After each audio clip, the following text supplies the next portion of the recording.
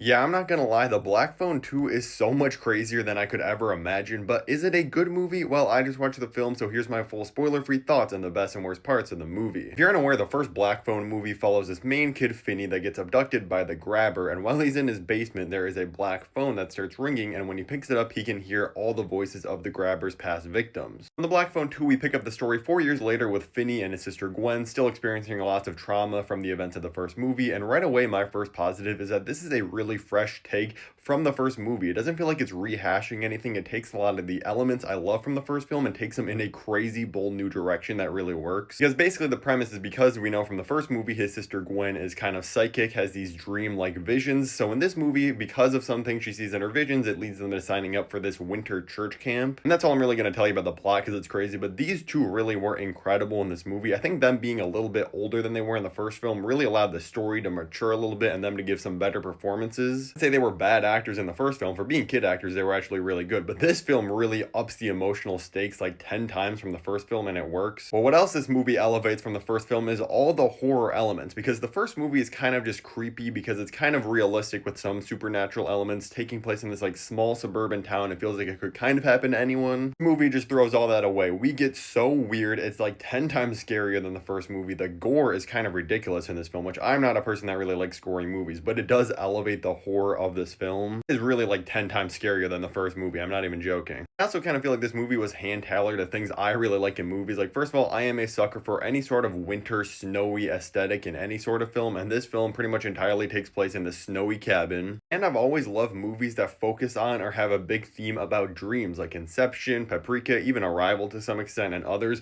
I just find that stuff super interesting, and this movie really leans heavily into Finney's sister Gwen's visions, and I just really love the way they handle Gwen's dreams in this. Like, they're super important to the plot of this film. They are way more brutal than the first movie, and I really like the visual style they use in the dreams to kind of differentiate them from the actual reality the characters are experiencing. It was just really cool in my opinion. I also feel like this movie does an incredible job at just building up this world more, adding a lot of lore to different characters like the grabber and others that really honestly improve this movie. It makes the world feel more lived in, and honestly it kind of improves the first movie too because of the things we learn in this. Surprisingly, none of it feels like lazy, shoehorned in, or like we're retconning stuff from the first movie. It's like, oh yeah, this is actually a great explanation of who these characters are, what has been happening in this world, and it honestly made it that much more interesting for me. I had to nitpick a little bit. I'm not even going to put it in the worst category. I do think there is not quite enough of the grabber. Like, his presence is felt all throughout this movie, and he is more menacing when you do see him in this film, and the way he's used is very creative. So maybe it's honestly a good thing that he's kind of used sparingly, but more menacing in the time he is in the movie.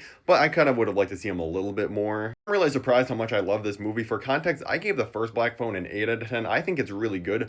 Really just a banger of a sequel. I'm going to give it like a 9 out of 10. I do think it's better than the first film, and if you're a fan of the first Black Phone in any capacity, I think you're guaranteed to like this movie. If you want to see all my other movie reviews on the channel, click the playlist above my head right now, and let me know your rating for it in the comments below.